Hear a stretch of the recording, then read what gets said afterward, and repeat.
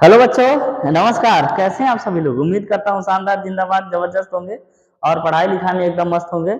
मैं कृष्णा सर आप सभी का स्वागत करता हूँ आपके इस प्यारे से प्लेटफॉर्म पे जिसका नाम है यूनिक स्टडी विद कृष्णा में। तो हमने जो है कल रंग बिरंगा संसार मानव नेत्र के बारे में पढ़ा है। जो भी डाउट सेशन होगा आप कमेंट कर दीजिएगा, हम कमेंट का रिप्लाई जरूर देंगे।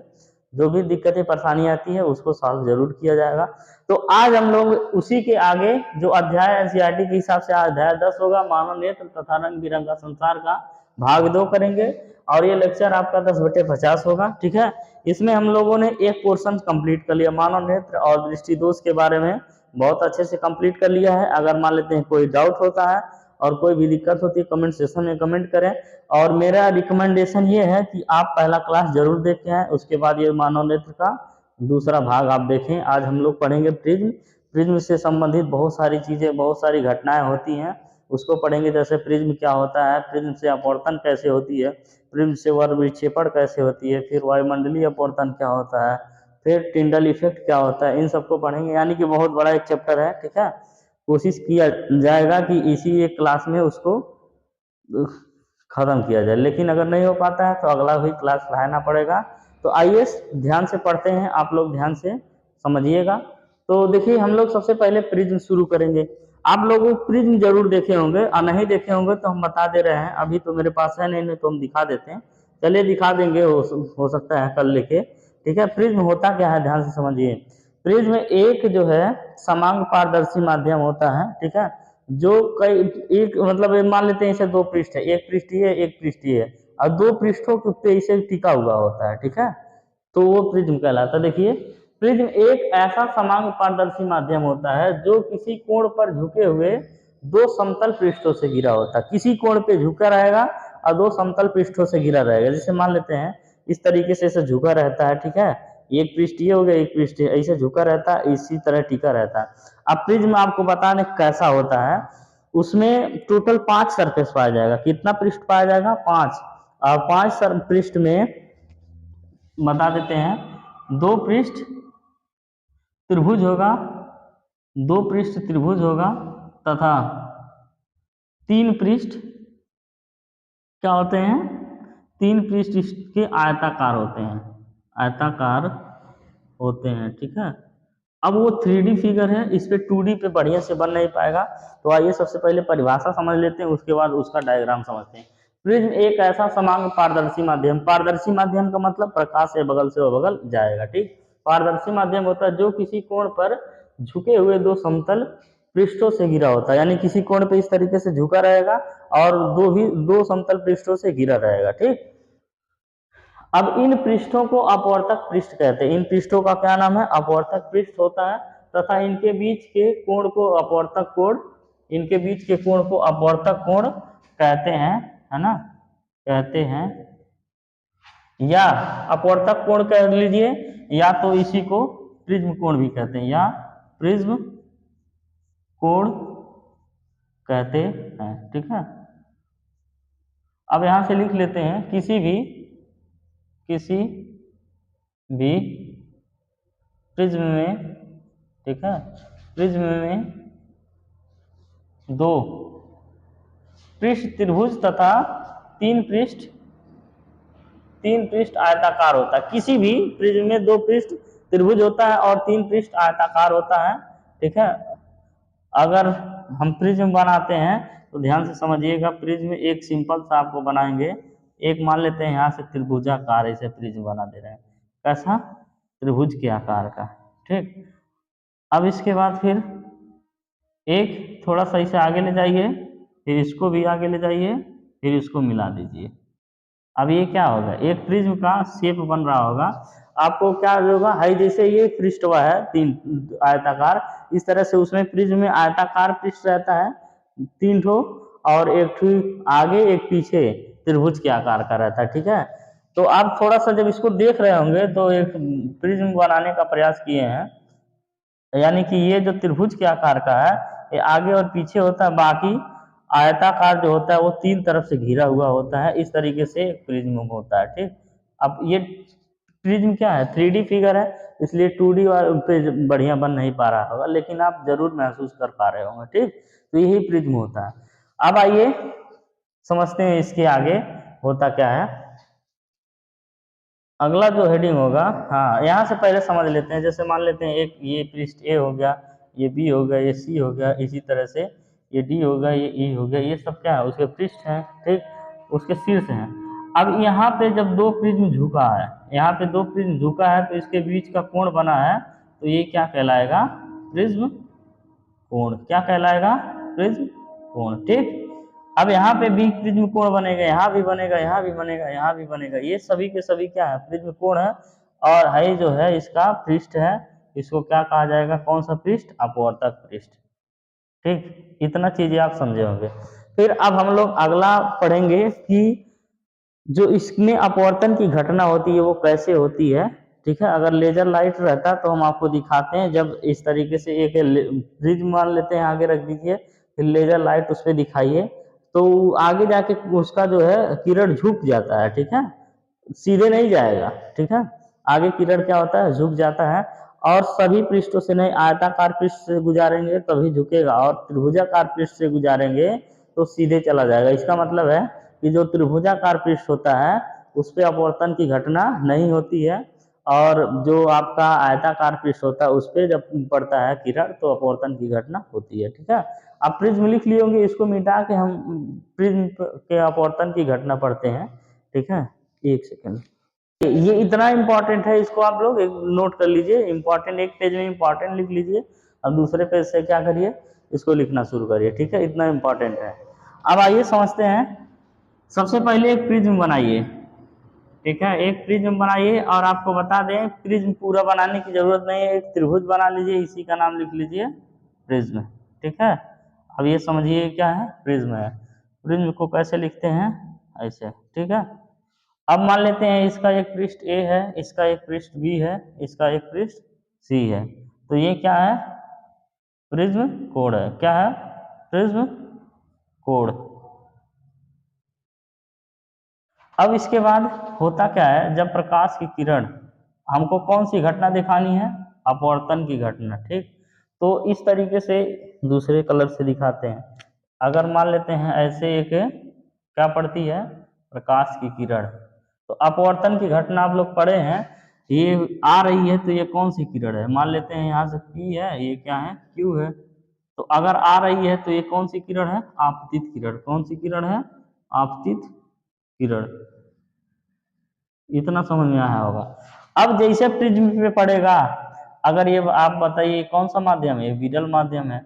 अब प्रिज्म आपका कांच होता है तो ये कैसा माध्यम होगा, सघन होगा कि नहीं, यानी कि ये वायु है बाहर, तो ये क्या है, कांच है, तो ये कैसा माध्यम होगा, ये विरल होगा, ये सघन होगा। अब अगर बीचों बीच में एक अभिलंब बना देते हैं, इस तरीके से एक अभिलंब बना देते हैं, तो ये सघन माध्यम से जब विरल माध्यम में जाएगा, वो विरल माध्यम से सघन माध्यम में जाएगा, तो अभिलंब की ओर झुक जाएगा कि नहीं, अभिलंब की ओर झुक जाएगा, क्योंकि विरल से जब सघन में जाएगा तो ये अभिलंब की ओर झुक गया। यानी कि कैसे अभिलंब की ओर झुक गया, इसको इसे सीधे जाना चाहिए था, सीधे जाना चाहिए था, लेकिन ये क्या हो गया, अभिलंब की ओर झुक गया, ठीक। अब देखिए अगर इधर ये सघन है, फिर से इस बगल आपका ये अगला माध्यम हो जाएगा वायु, तो ये कैसा हो जाएगा, विरल होगा कि नहीं। अब आगे देखिए, अभी आपतित किरण थी, फिर ये कौन सी किरण हो जाएगी, अपवर्तित किरण। ये कौन सी किरण हो जाएगी, अपवर्तित किरण, क्योंकि अपवर्तन की घटना हो गई, तो कौन सी किरण हो गई, अपवर्तित किरण। ये समझ में आया होगा। अब आगे क्या होगा, अब एक अभिलंब यहाँ पे बना देंगे, एक अभिलंब यहाँ पे बना देंगे, तो जब ये सघन माध्यम से विरल माध्यम में जाएगी तो क्या हो जाएगी, अभिलंब से दूर हट जाएगी, यानी यही अभिलंब है, यही वाला, अब यह दूर हट जाएगी इसे, ठीक। अभिलंब से क्या होगी, दूर हट जाएगी। अब इस किरण को क्या बोलते हैं, है तो आपतित किरण था, है तो अपवर्तित किरण है बाहर निकल रहा है, इसको बोलते हैं निर्गत, निर्गत किरण। क्या बोलते हैं, निर्गत किरण। अब मान लेते हैं पी था, पी से क्यों गया, क्यों से क्या हुआ, आर गया, आर से क्या हुआ, यस गया, ठीक है। तो ये क्या थी, आपतित किरण, अपवर्तित किरण और निर्गत किरण। एक बार अंदर गया फिर अविलंब की ओर झुक गया, फिर एक बार सघन से विरल की तरफ गया, अविलंब से दूर हट गया। ठीक है, और अविलंब कौन सा है, मान लेते हैं यम, और यन क्या है, अविलंब है, और ये क्या है, एम डैश यन डैश, ये भी अविलंब है, दो अविलंब है।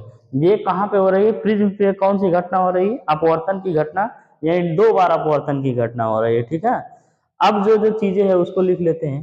अगर मान लेते हैं ये, अगर अपवर्तन इसको थोड़ा सा आगे बढ़ाया जाए और इसको भी आगे बढ़ाया जाए, इस वाले किरण को, यानी अगर अब सीधे जाता तो ये क्या हो जाता है, इधर जाता। ठीक, तो जहाँ पे मिलती है वहाँ पे एक कोण बनता है, जहाँ पे मिलती है वहाँ पे, यानी कि ये जो निर्गत किरण है इसको आगे बढ़ाया जाए और जो आपतित किरण है इसको भी आगे बढ़ाया जाए, तो जहाँ पे मिलेगी वहाँ पे कोण बनेगा, इसको बोलेंगे डेल। क्या कहेंगे, डेल। अब इस डेल कोण को क्या बोलते हैं, विचलन कोण, विचलन कोण। ठीक है, इसको बोलते हैं विचलन कोण। अब आगे जो समझना है उसको समझते हैं। अगर मान लेते हैं यहाँ से आया, हाई अविलंब है, अविलंब की ओर झुक गया, तो ये कोण बना कि नहीं, कौन सा कोण, इसको क्या, इस कोण का क्या नाम हो जाएगा, कोण आई, कोण आई। तो यानी कि ये कौन सा कोण हो जाएगा, आपतन कोण, आपतन कोण आई। फिर इसके बाद यहाँ अपवर्तन की घटना हो जाएगी। ठीक है, ये कौन सा हो जाएगा, कोण आर, ये कोण आई है। ठीक है, कोण आई, और ये क्या हो जाएगा, कोण आर। ये कोण आई हो गया, ये कोण आर हो गया। अब इसके बाद फिर जब ये बाहर निकल रहा है तो बाहरवा एक ही कोण बन रहा है अविलंब से। ठीक है, तो ये कौन सा कोण हो जाएगा, कोण कोई लिख दीजिए, कोण यस, निर्गत, निर्गत कोण, कौन सा कोण हो जाएगा, निर्गत कोण। अब इसके बारे में हम लोग लिख लेते हैं, कहाँ कहाँ कैसे कैसे क्या क्या घटना हुई है। ठीक है, तो चलिए आइए देखते हैं इसको लिखा कैसे जाएगा। जब आपतित किरण, आपतित किरण पी क्यू, आपतित किरण पी क्यू प्रिज्म पर, प्रिज्म पर पड़ती है, पड़ती है, तो आपतित किरण पी क्यू कहाँ पे पड़ रही है, प्रिज्म पर पड़ती है, तो अपवर्तन के पश्चात, अपवर्तन लिख लीजिए, प्रिज्म से, प्रिज्म से अपवर्तन के पश्चात, तो बच्चा लोग अपवर्तन के पश्चात क्या हो जाएगी, अविलंब से, अविलंब से क्या हो रही है, दूर हट जा रही है कि अविलंब की ओर झुक जा रही है, अविलंब की ओर झुक जाती है, अविलंब की ओर झुक जाती है।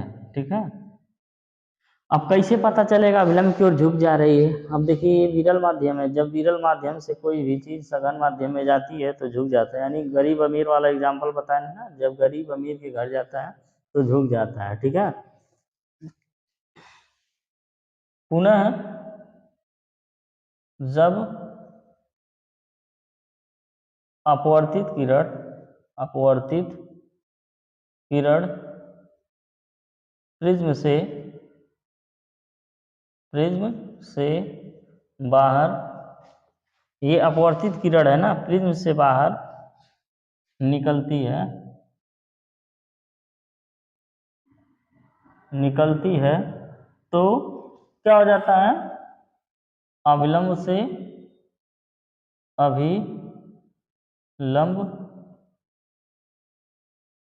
से दूर हट जाती है, अविलंब से दूर हट जाती है। ठीक है, क्या हो जाएगी, अविलंब से दूर हट जाती है, जिसे क्या कहते हैं, निर्गत किरण कहते हैं, निर्गत किरण कहते हैं,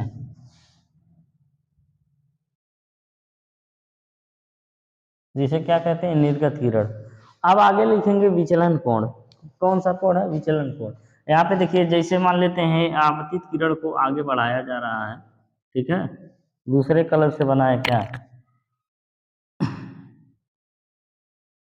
दूसरे कलर से, जैसे आपतित किरण को आगे बढ़ाया जा रहा है यहाँ पे, ठीक है, और फिर निर्गत किरण को पीछे बढ़ाया जा रहा है।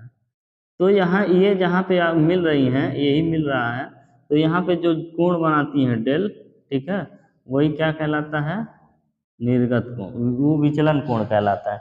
इसका एक कोई बिंदु मान लेते हैं, ये सघन माध्यम, थोड़ा सा ऊपर लिख लीजिए, सघन माध्यम, ठीक। तो यहाँ से एक बिंदु मान लेते हैं इसको डी, ये एक क्या है, बिंदु है डी जहाँ पे काट रही है। अब लिखेंगे विचलन कोण का क्या हो जाएगा, विचलन कोण, विचलन कोण का परिभाषा क्या हो जाएगा, लिखेंगे जब जब आपतित किरण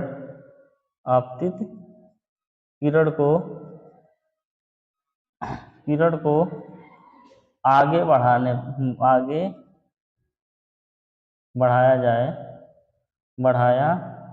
जाए तथा ये जो बाहर निकली, ये कौन सी किरण है, निर्गत किरण, निर्गत किरण को, ऐसे आपको एग्जाम में लिखना है, पीछे बढ़ाने पर, जहाँ मिलते हैं, पीछे बढ़ाने पर जहाँ मिलते हैं,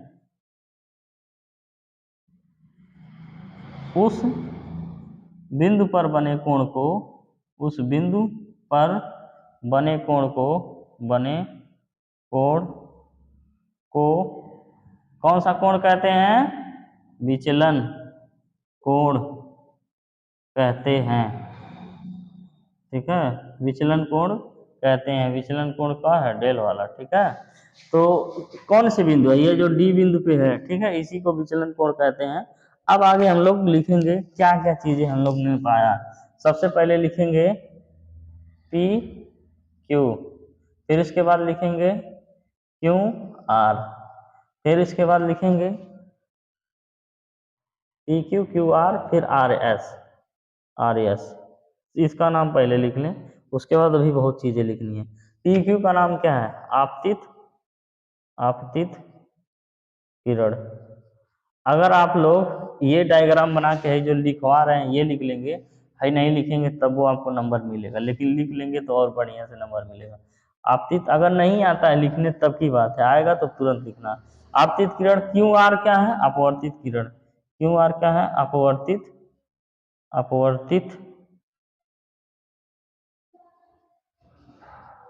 किरण, ठीक, आपतित किरण, अपवर्तित किरण। आर एस क्या है, निर्गत किरण, निर्गत किरण, ठीक, आर एस क्या है, निर्गत किरण। यहाँ से कोण आई क्या है, कोण आई आपतन कोण, आपतन कोण, और कोण आर क्या है, अपवर्तन कोण।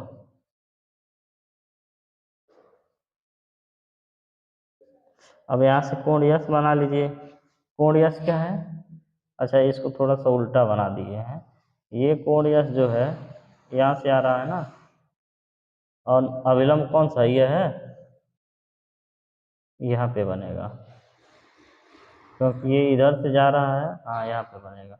इसको कोण आई डैश कर लीजिए, इसको कोण आर डैश कर लीजिए, ठीक है, यस ना बनाइए, कोण आर डैश लिख लीजिए, कोण आर डैश क्या हो जाएगा, निर्गत कोण, क्या हो जाएगा, निर्गत कोण।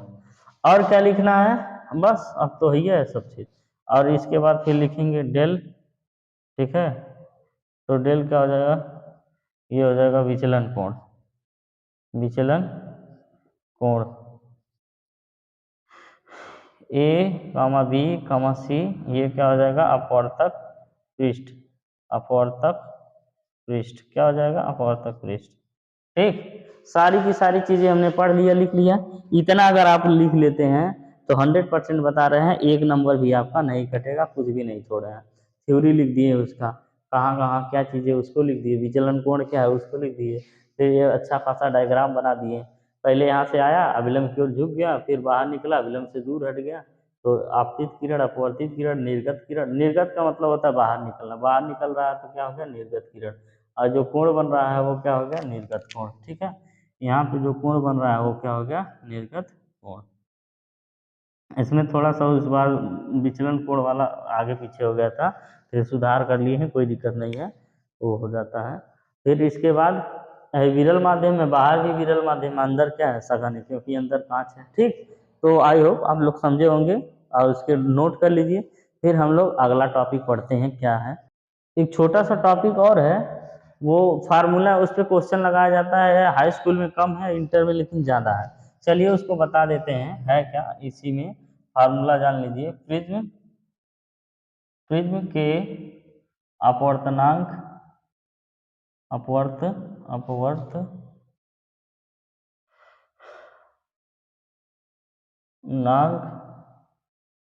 के लिए सूत्र, अपवर्तनांक के लिए सूत्र।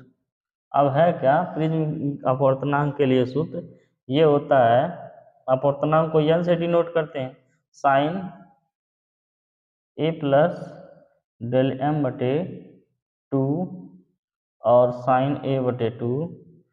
अब आपको बता दें, आप ये सोच रहे होंगे ये आया कैसे, इसके लिए आपको इंटर में पढ़ना पड़ेगा, आपके सिलेबस में नहीं है। ठीक है, हम तो बता दिए कि ये फार्मूला होता है अपवर्तनांक n बराबर sine a plus del m बटे 2 और a बटे 2, जहाँ पे a क्या है, जहाँ a प्रिज्म कोण बोलते हैं। कौन सा कोण, प्रिज्म कोण। जैसे प्रिज्म कोण का बच्चा का मतलब है, ये भी प्रिज्म है, ये भी है, ये भी प्रिज्म कोण है। ठीक, तो ये प्रिज्म कोण हो गया। इसके बाद डेल m क्या है, अल्पतम अल्पतम विचलन कोण। यही यम को या डेल को यम लिख दिए इसलिए, यानी बहुत कम विचलन हो रहा, अल्पतम विचलन कोण, अल्पतम विचलन कोण। ठीक, तो उम्मीद करते हैं कि ये भी आप लोगों ने समझा होगा। और ये साइन क्या है, ये तो आप जानते ही हैं, ये एक सिंबल होता है साइन। ठीक है, जो इसको बोलते हैं त्रिकोणमितीय अनुपात। तो इस फार्मूले से क्या होगा, आपको एक का मान दिया रहेगा, आपको अपवर्तनांक का मान निकालना पड़ेगा, यानी डेलियम का मान और एक का मान दिया रहेगा। ऐसे पे क्वेश्चन भी बन जाते हैं कभी कभी।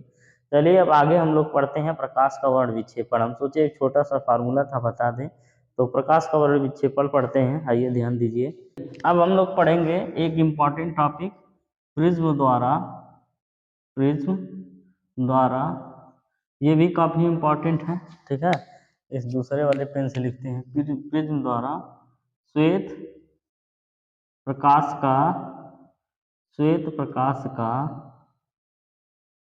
प्रकाश का वर्ण विक्षेपण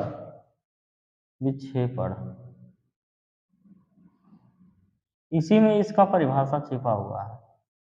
ठीक है, श्वेत प्रकाश का वर्ण विक्षेपण, श्वेत मतलब होता है सफेद, सूर्य का प्रकाश। ठीक है, सूर्य का प्रकाश। अब इसके बाद फिर वर्ण मतलब होता है रंग, अब विक्षेपण मतलब होता है बिखरना।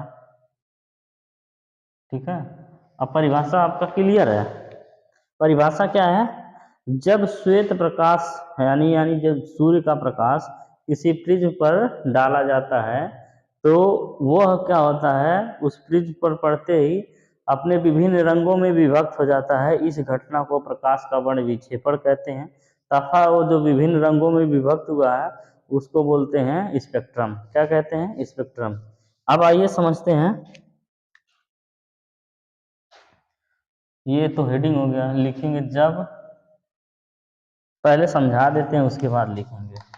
देखिए, ये एक बनाइए आप प्रिज्म, क्या बनाइए, प्रिज्म बनाइए। और इसके बाद फिर एक सूर्य के प्रकाश से श्वेत प्रकाश लीजिए। ठीक है, श्वेत प्रकाश।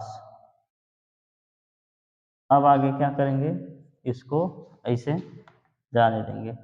अब सूर्य के प्रकाश में आप जान लीजिए, अगर जानते होंगे, नहीं जानते होंगे तभी जान लीजिए। ठीक है, और जो सूर्य का प्रकाश होता है उसमें टोटल कुल 7 रंग होते हैं। ठीक है, बैगनी से लेके लाल तक होता है, यानी सबसे कम तरंग दैर्घ्य जो होती है बैगनी की, और सबसे ज़्यादा तरंग दैर्घ्य कितनी होती है, लाल रंग की होती है। ठीक है, तो टोटल कितने रंग के होते हैं, श्वेत प्रकाश लाल रंग, वो 7 रंगों के होते हैं।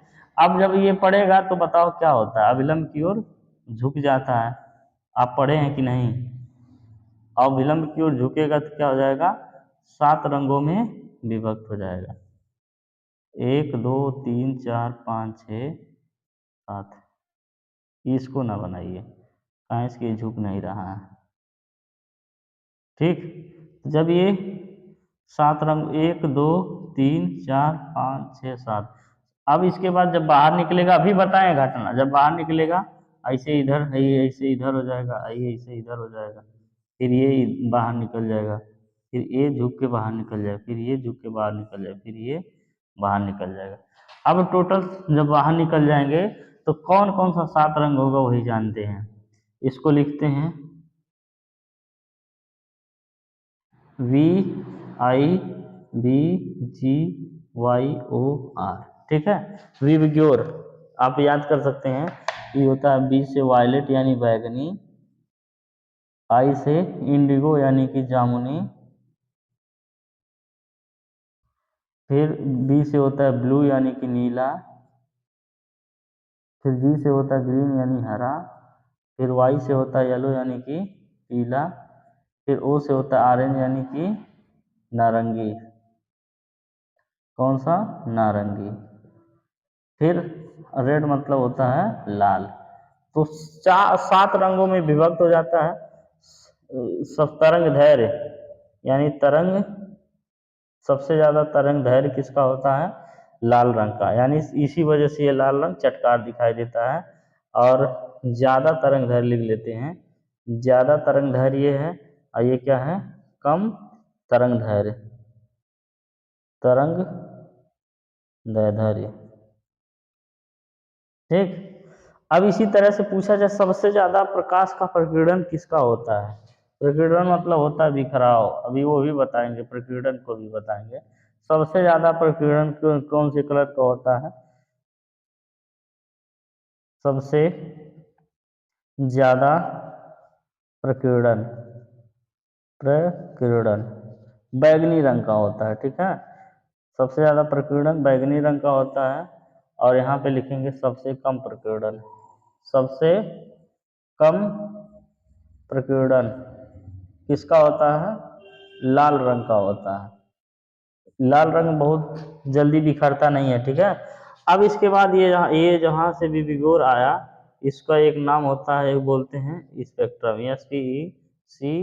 SPECTROM, spectrum. अब आपको बता दें, स्पेक्ट्रम हिंदी में भी इसको बोलते हैं स्पेक्ट्रम, और इंग्लिश में भी स्पेक्ट्रम ही बोलते हैं, ठीक है। जो 7 रंगों में विभक्त हो गया, उन 7 रंगों को क्या बोला जाता है? स्पेक्ट्रम। आई होप आपको समझ में आया होगा। तो लिख लेते हैं, जब सूर्य से श्वेत प्रकाश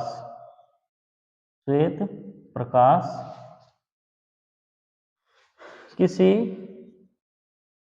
प्रिज्म पर पड़ता है तो वह अपने अपने विभिन्न विभिन्न रंगों में विभक्त हो जाता है, विभक्त हो जाता है। क्या हो जाता है? विभक्त हो जाता है। इस घटना को प्रकाश का प्रकाश का प्रकाश का वर्ण विक्षेपण कहते हैं। क्या कहते हैं? प्रकाश का वर्ण विक्षेपण कहते हैं, ठीक है। इस घटना को प्रकाश का तथा उन सातों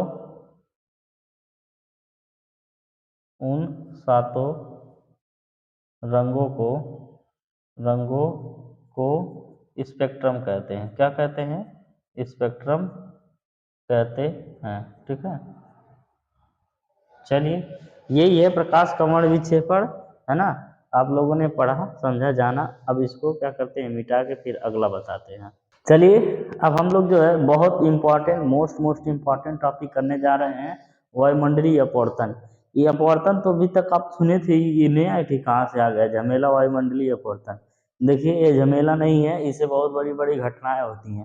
तारों का टिमटिमाना पूछा जाता है किस घटना पे आधारित है, तो कौन सी होती है, वायुमंडलीय अपवर्तन की वजह से होती है। ठीक है, आइए हम लोग समझते हैं वायुमंडलीय अपवर्तन है क्या। एहू में क्या हो, सघन माध्यम विरल माध्यम होता है क्या वायुमंडल में भी, हाँ होती है, वही बताएंगे।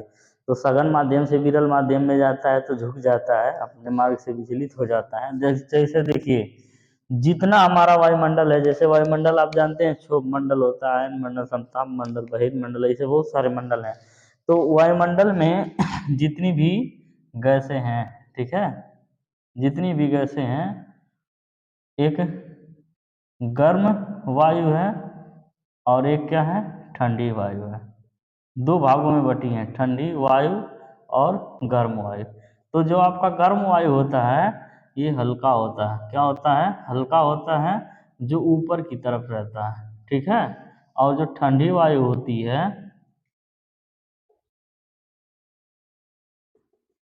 ये क्या होती है, ये भारी होती है।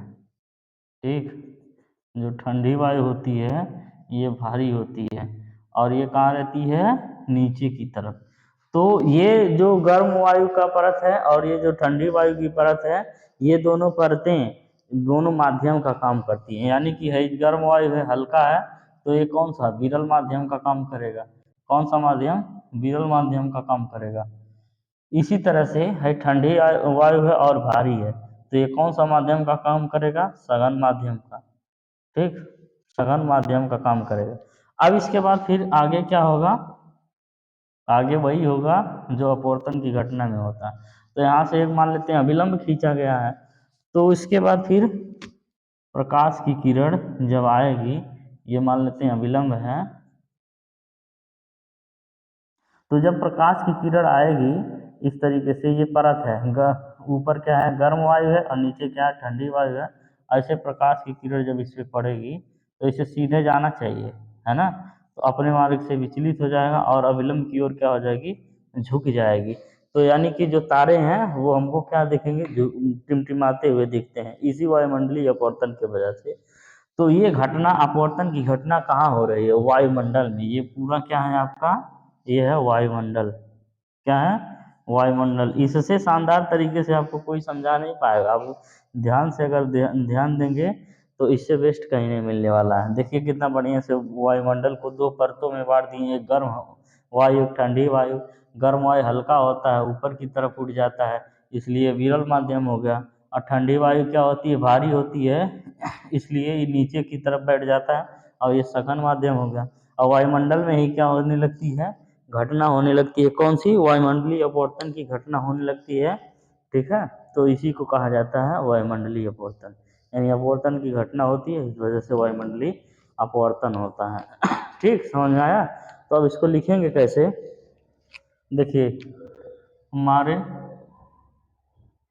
हमारे वायुमंडल में, हमारे वायुमंडल में सामान्यतः सामान्यतः दो परतें पाई जाती हैं, परतें पाई जाती हैं, दो परतें पाई जाती हैं, है ना। कौन कौन सी दो परतें हैं, एक गर्म हवा की परतें तथा एक ठंडी हवा की परतें। ठीक है, ठंडी हवा की परतें पाई जाती हैं, पाई जाती हैं। जो गर्म हवा की परतें पाई जाती है, ठंडी तथा ठंडी हवा की परतें पाई जाती हैं, जो माध्यम का काम करती हैं। क्या करती हैं, माध्यम का कार्य करती हैं, कार्य करती हैं। ठीक है, जो क्या करती हैं, माध्यम का कार्य करती हैं। अब आगे लिखेंगे, गर्म हवा की परतें। ठीक है, गर्म हवा की परतें क्या होती हैं, हल्की होती हैं, हल्की होती हैं, ठीक है, जो क्या होती है, ऊपर की तरफ, जो ऊपर की तरफ ऊपर रहती हैं, ऐसे लिखेंगे, ऊपर रहती हैं, है ना, यह विरल माध्यम होती है, विरल माध्यम होती है, माध्यम होती है, तथा नीचे की परत ठंडी होती है, जो भारी होती है, जो भारी होती है, तथा सघन माध्यम का कार्य करती है। कौन से माध्यम? सघन माध्यम का कार्य करती है ना। अब क्या होगा, इन परतों के द्वारा वायुमंडल में अपवर्तन की, क्या होती है, वायुमंडल में अपवर्तन की घटना होती है, अपवर्तन की घटना होती है,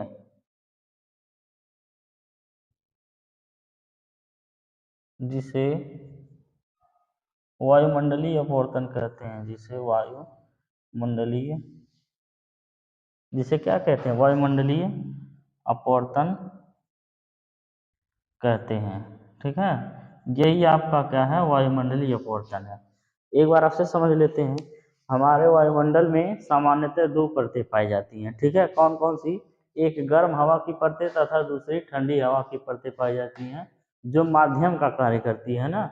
गर्म हवा की परतें हल्की होती हैं, जो ऊपर की ओर रहती हैं, यह विरल माध्यम होती हैं, तथा नीचे की ओर परतें ठंडी हवा होती हैं, जो भारी होती हैं तथा सघन माध्यम का कार्य करती हैं, ठीक।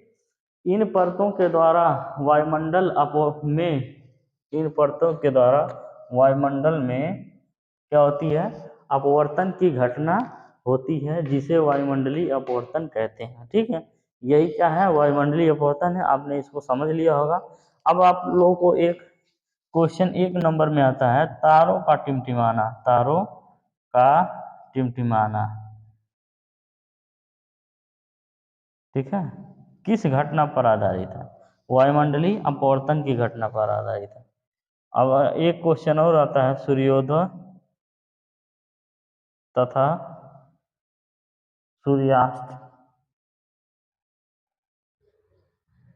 सूर्योदय के पहले लिख लेते हैं, सूर्योदय के पहले तथा सूर्यास्त के बाद, सूर्यास्त के बाद भी उजाला रहना,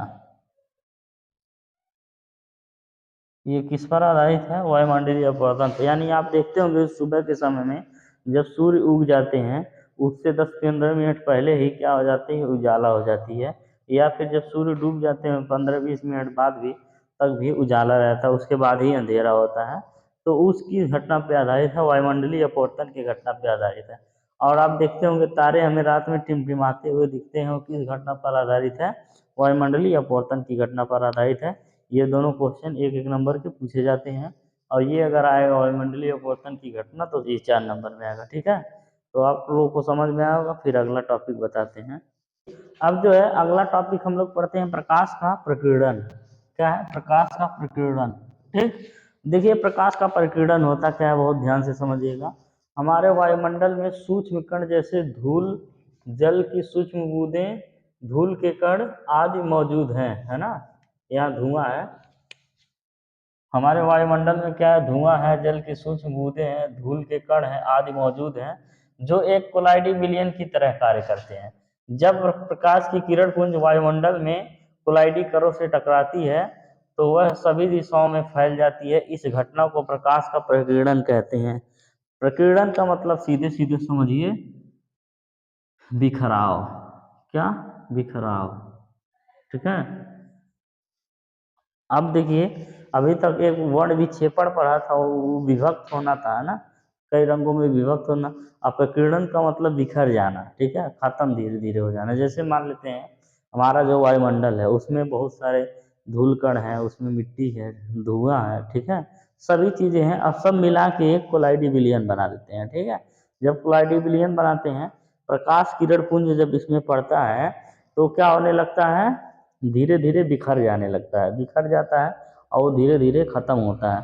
तो इसी घटना को क्या कहते हैं, प्रकाश का प्रकीर्णन। अब ज़्यादा दूर तक कौन टिक पाएगा, जिसका तरंग दैर्घ्य ज़्यादा रहेगा वो ज़्यादा दूर तक टिक पाएगा, और जिसका तरंग दैर्घ्य कम रहेगा वो बहुत कम दूर तक टिक पाएगा, है ना। तो इसीलिए लाल रंग का तरंग दैर्घ्य ज़्यादा होता है तो वो बहुत धीरे धीरे बिखरता है। तो इसीलिए कहा जाता है लाल रंग का प्रकीर्णन क्या होता है, सबसे कम होता है। और नीले रंग का, जो बैंगनी रंग होता है, उसका प्रकीर्णन क्या होता है, सबसे तेजी से होता है, क्योंकि उसका वेवलेंथ कितना होता है, 3900। अभी बता देते हैं, जो आपका बैंगनी होता है, बैंगनी, इसका 3900 एंगस्ट्रॉम क्या होता है, इसका वेवलेंथ होता है। अब आगे आएगा जो लाल रंग होता है, इसका 7800 एंगस्ट्रॉम इसका वेवलेंथ होता है, तरंग दैर्घ्य। तो सबसे ज़्यादा तरंग दैर्घ्य किसका होता है, लाल रंग का। और सबसे कम तरंग दैर्घ्य किसका होता है, बैंगनी रंग का। इसीलिए बैंगनी रंग सबसे हल्का दिखता है और लाल रंग सबसे गाढ़ा दिखता है उन 7 रंगों में, ठीक है, जो सूर्य में पाए जाते हैं। यहाँ उनकी बात हो रही है। 3900 से 7800 एंगस्ट्रॉम तक सभी रंगों को बांटा गया, इसी के बीच में सब होते हैं, ठीक। अब आगे हम लोग समझ रहे हैं कि जो इसका एंगस्ट्रॉम होता है 3900, इसलिए कम दूर तक दिखता है। और ये ऐसे जाते जाते, जैसे मान लेते हैं यहाँ से ये निकला प्रकाश, ठीक है, अब कोलाइडी विलियन में फंस गया। अब सभी रंग क्या हो जाएंगे, धीरे धीरे, और यहाँ खत्म है, यहाँ खत्म है, यहाँ खत्म है, यहाँ, लेकिन जो ललका होता गदे आगे तक जाएगा, ठीक है। तो लाल इसलिए सबसे ज़्यादा दूर तक दिखाई देता है। इसका कई तो एग्जाम्पल है, अभी हम उसको बताएंगे, पहले लिख लेते हैं। क्या करते हैं, हमारे वायुमंडल में सूक्ष्म कण, धुआं की सूक्ष्म बूंदें, धूल के कण आदि मौजूद होते हैं, जो एक कोलाइडी विलयन की तरह कार्य करते हैं। और जब प्रकाश की किरण पुंज वायुमंडल में कोलाइडी कणों से टकराती है तो वो क्या हो जाती है, सभी दिशाओं में फैल जाती है। इस घटना को प्रकाश का प्रकीर्णन कहते हैं। अब आइए आपको यहाँ जो समझाया उसको लिख देते हैं। क्या समझाए हैं, बैंगनी रंग का, बैंगनी रंग के प्रकाश का प्रकीर्णन, प्रकाश का प्रकीर्णन, प्रकीर्णन सबसे ज़्यादा होता है, सबसे ज़्यादा होता है। अब ये जानते हैं, एक नंबर का क्वेश्चन है, एक नंबर में पूछा जाता है। अब दूसरा लिख देते हैं, लाल रंग के प्रकाश का प्रकीर्णन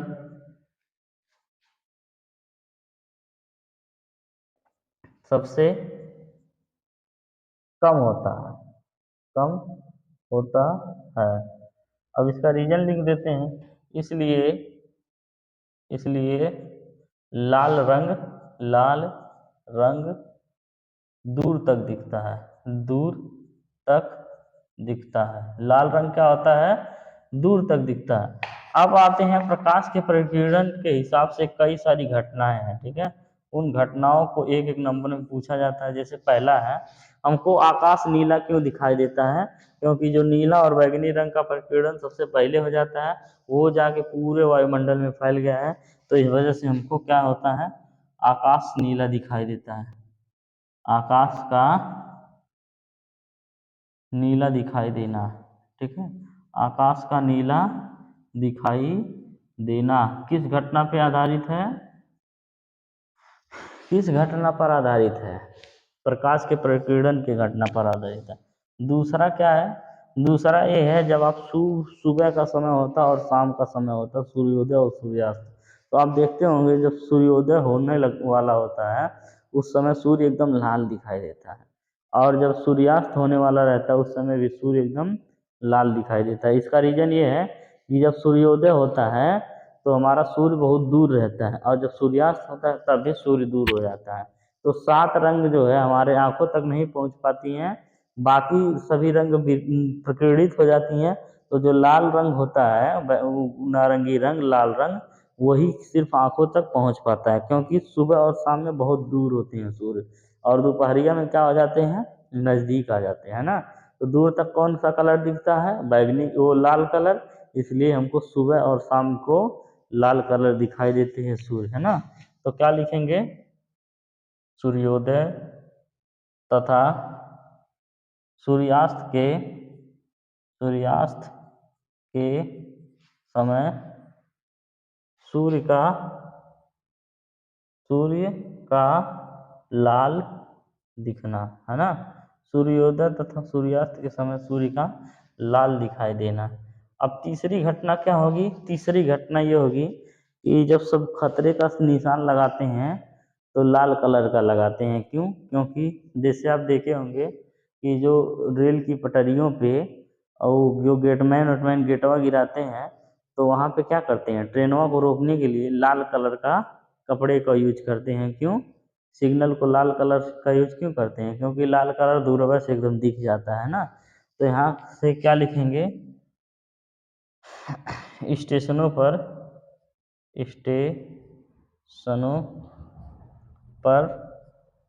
लाल रंग की झंडी का उपयोग, ठीक है। लाल रंग की झंडी का उपयोग क्यों किया जाता है? क्योंकि लाल रंग ज़्यादा दूर तक दिखाई देता है। ये सब किस आधार पे है? प्रकाश के प्रकीर्णन की घटना पर आधारित है, ठीक है। तो इस तरीके से हमने ये जो है पूरा चैप्टर कंप्लीट कर लिया बहुत आसानी से, 2 ही क्लास में, है ना। अब कुछ भी छूटा नहीं है, बाकी सारी चीज़ें आगे डिस्कस होंगी। आप सभी लोग बढ़िया से पढ़ाई लिखाई करते रहिए, और कोई भी दिक्कत परेशानी आती है तो आप हमसे शेयर करिए, उसका समस्या का समाधान ज़रूर होगा। पढ़ाई से रिलेटेड कोई भी दिक्कत हो उसका समाधान हो। फिर मिलते हैं कल अगले क्लास में, तब तक के लिए आप सभी को धन्यवाद, नमस्कार, जय हिंद।